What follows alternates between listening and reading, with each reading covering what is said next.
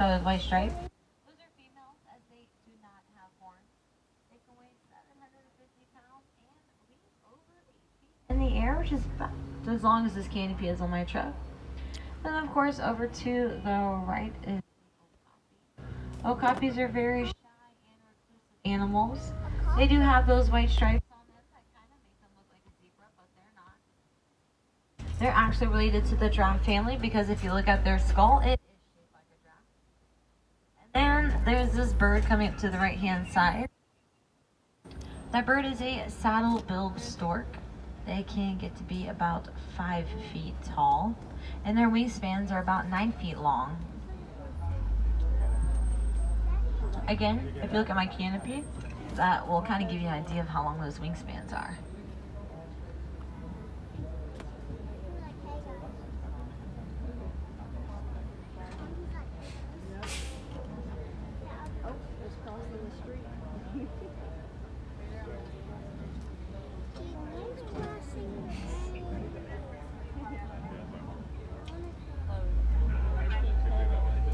It's still wiggly.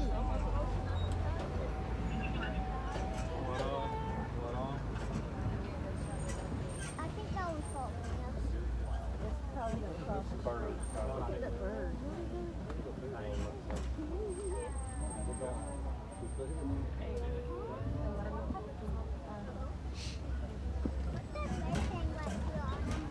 just part of his coloring.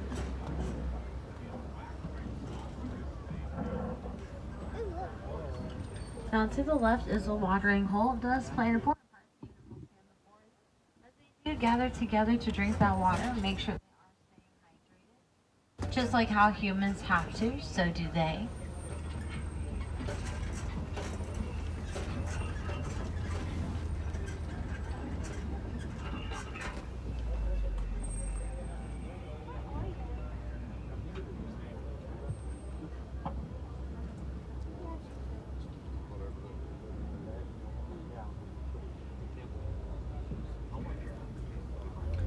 And of course, over here on the left-hand side is the black rhino laying down. These guys do weigh about 3,000 pounds. In the 60s and 70s, there was about 65,000 rhinos in the world. But sadly, due to that very heavy poaching for their horns, there's now only less than 5,000 in the world. And there's nothing significant about their horns except for that they are made out of keratin, which is just like your fingernail.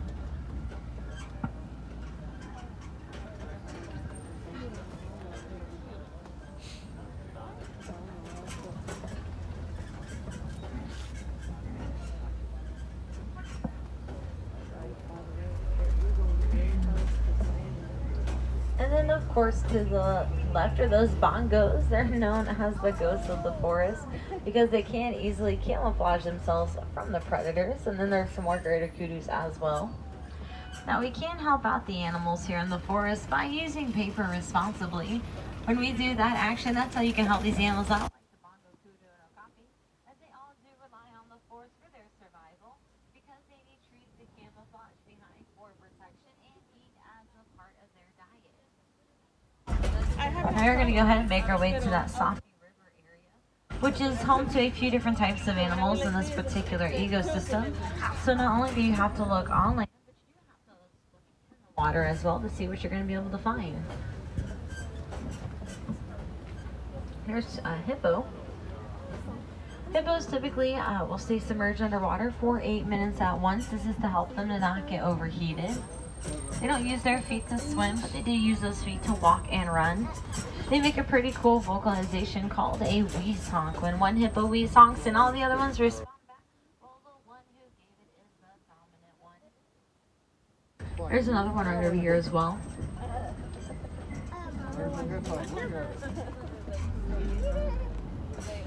The bird on the island and in the water, those are the pink-backed pelicans.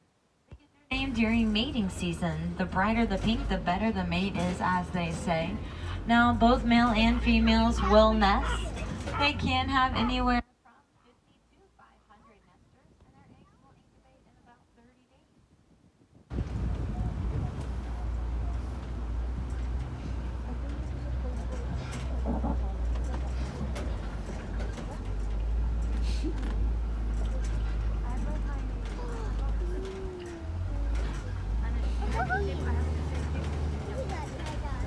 There's the Nile crocodiles. These guys are really large and powerful predators. Now their jaws are so powerful they can easily snap the bones of their prey. Sometimes when they're on land like that, they'll actually open up their mouths as a way to help cool off their body.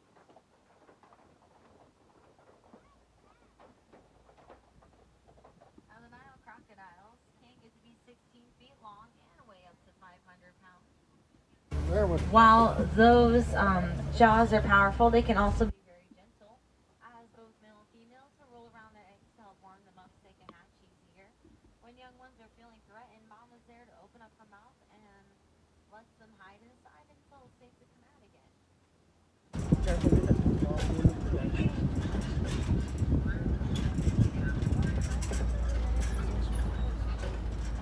Now, to the right is the baobab tree. It looks like an upside down tree, however, it is not. It can go up to 9 months out of the year without growing leaves on it, and will store water through its trunk to help it live for a very long time. Now, animals like elephants oftentimes take their tongues poke holes at the bottom of that tree to drink the water out of it to stay hydrated. This next long section is what we call the savanna area. It's home to some of the world's most famous animals here in Africa. But we're going to have luck with seeing that. However, I do save this rule for this section. Make sure you don't make any type of animal noises. Please don't call out to these guys, whistle, kiss at them, nothing like that, or guess them in their home. We don't want to spook them away or send those mixed messages out to them. Over to the right is the giraffe. Now, in a 24-hour period, those guys only sleep about 30 minutes a day. They can sleep with their eyes open, and then they'll spend the rest of their day eating, about 80% of their day eating food.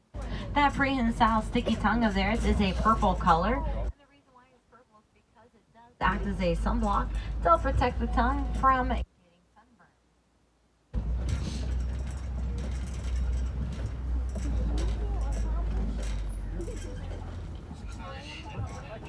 To the driver's side are the African wild dogs. Looks like there's one laying inside of its cave, and then the other ones are lying in the grass. These guys are known as painted dogs because if you look at their coat, it looks like someone painted it. They're even able to identify each other in their pack by that coat. These guys will work together as a team to chase around their prey when their prey is exhausted and hey, it's dinner time for them. The pack is led by one alpha male and one alpha female. Other animals on the left are the sable antelopes. They're actually the symbol of the Harambe wildlife reserve because in a fight or flight situation, those guys will fight, whereas most antelopes fly, just eating that they'll run. To the passenger side are the Ankole cattle with their long horns. They can be about 3 to 4 feet long. Those horns are not heavy since they are made of a honeycomb type structure, so they're pretty hollow on the inside. They even have blood vessels in those horns to help them to cool off their bodies, even though they are made for the African heat. Now during the daytime, the Ankole cattle graze through the grass, but at nighttime, the herd will actually come together, sleep around their calves as a way to protect them from the predators that do come out at night to hunt for their prey.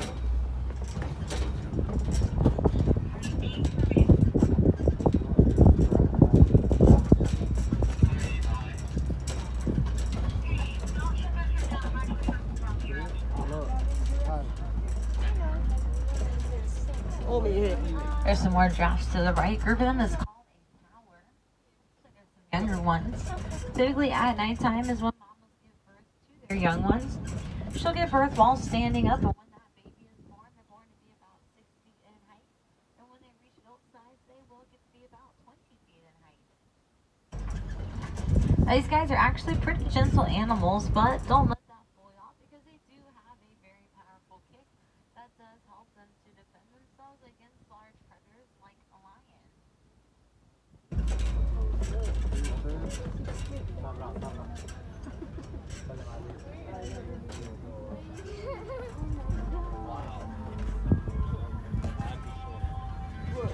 Look at the picture. Right when his face got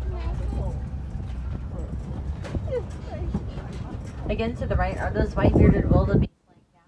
They're the largest migration of mammals besides humans. Largest migration being 1.5 million of them, and they will migrate 500 to 8,000 miles each year, which is why they're known as that Great Migration. Now, typically at nighttime, wildebeest sleeps in a row so that way they don't trample on top of each other when they go to wake up the next day. The Jeep was doing it.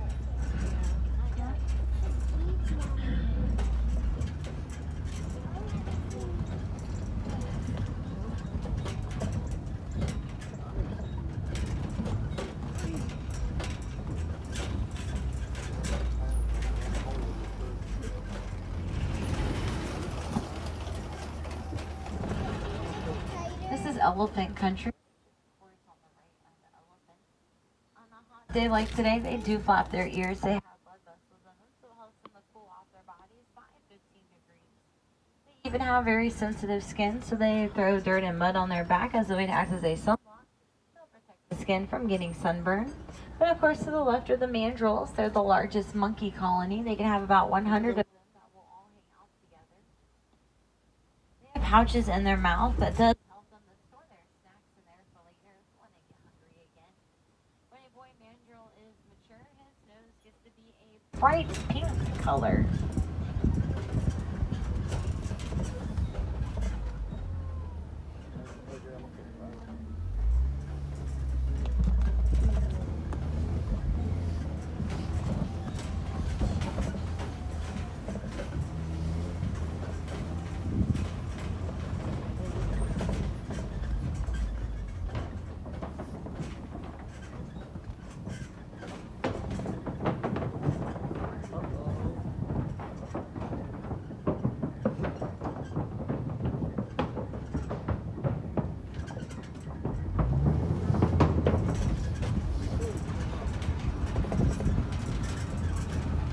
This is the red clay pits where elephants come down to give themselves a nice scratch on the red clay with their tusks. And they'll even eat this stuff because it does act as a mineral for them. Now, sadly, elephants, they're often poached for their ivory tusks. And due to habitat loss and destruction, this is pushing elephants close to the farmer's land, which was not a good thing for the farmer or the elephant because it meant that they're starting to eat their crops. So Disney Conservation did come up with this really cool project called the Honeybee High Fence. And we were able to find out through research that these big elephants are afraid of a tiny little bee noise. So we were able to then put this fence up around the crops as a way to help protect them, but more importantly, protect the elephants. And that's one of the many projects that Disney Conservation does to try to help protect wildlife.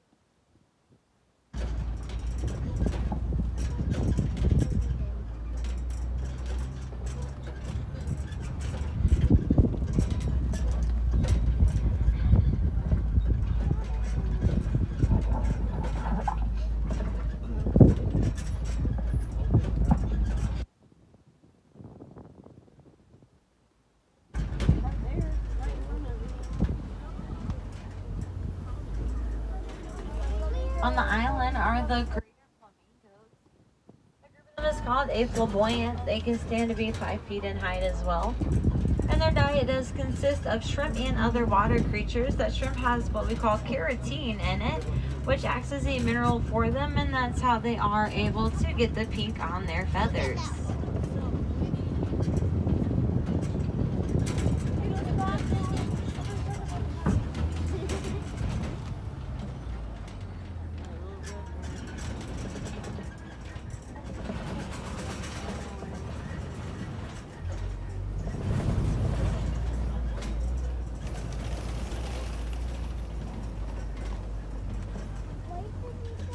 Right over here on the driver's side are those white rhinos.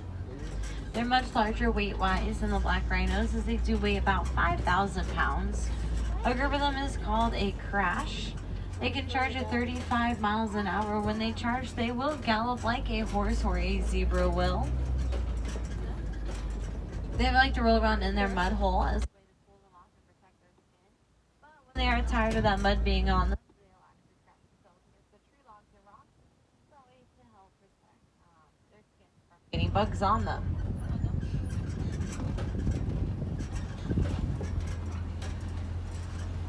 Now to the left, this animal right down here eating. These are the Bonte box. It's the only place on the reserve where you will get to see them because they were hunted almost nearly to extinction for their chestnut light coat. However, farmers were able to protect the species by having them live on their land. And then, of course, right over here is Big Cat Hill. Sometimes you can get lucky and you might get to spy a cheetah. Cheetah. Oh, a cheetah. Cheetah. There's one laying down right over here. Cheetahs are the fastest cats. They're able to go 0 to 60 miles per hour in 3 seconds for a few hundred yards. Now, unlike most cats, they'll hunt during the daytime, typically morning and evening time. And they're the only cat besides a house cat that purrs. Straight ahead are the Copies, which are little rocky islands where the lions do live at. They'll oftentimes go to that top rock, look out over the savanna grasslands for their prey. Now, 25 years ago, we did lose half of the lion population. There was about 40,000, and then it just declined down to 20,000. However, Disney Conservation has been working with different projects in Africa to help protect the pride, and the goal is to double lion population by 2050. And right on top of there, the lions, they like to sleep and rest up to 20 hours a day. Typically, males will stay home, watch over the cub, and then other females will go out and hunt for their prey and bring it back to the male. They say the reason why he cannot hunt for his own prey is because his mane is too large and big and gets away, and it does put a damper on things for him.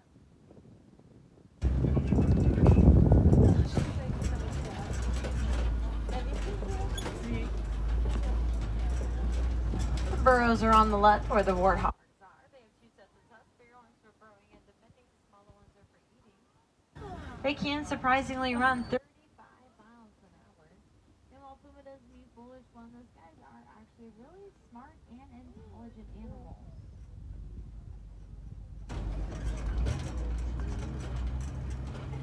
To the right are the ostriches and their eggs. Ostriches are the largest birds, 7 feet tall, run 40 miles an hour. Their eggs are the largest of bird eggs. Each one is weigh about 3 pounds. An average person can step on them and they will not break. That's how strong they are.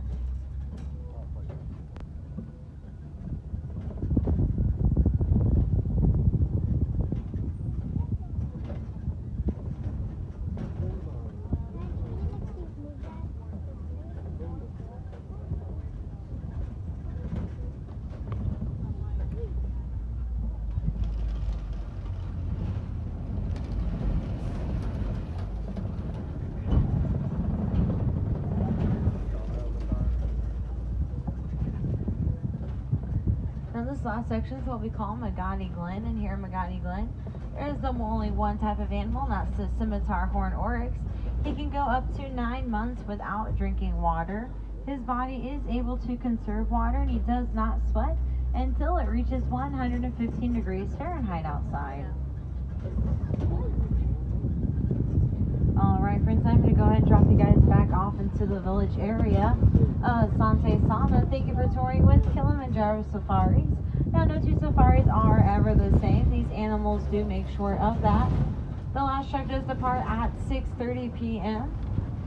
Now, if you do want to see more animals, you can go to Gorilla Falls, where you can see the gorillas and meerkats. If you head over to Asia, right behind Cali River Rapids is Maharaja Jungle Trek. There you can see those tigers and the apes. Now, both those facilities are only open until 4:45 p.m. today, so do keep that in mind. If I have any wilderness explorers on board, you have been riding Simba 1, S-I-M-B-A number 1. You can get that badge back out in the Harambe Village area in front of the Kilimanjaro Safaris entrance.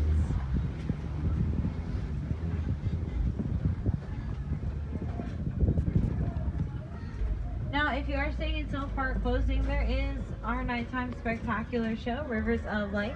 There's 3 show times today, 6:30, 8, and 9:30. Here at Animal Kingdom, we don't do fireworks for the safety of the animals, so instead we do a high technology show with lasers, fires, and water projections and animal floats, so it's pretty cool and unique. If you get fast passes for that, you'll be in Asia Theater right across from Expedition Everest. Okay. And if you don't have fast passes, no worries, you'll be over in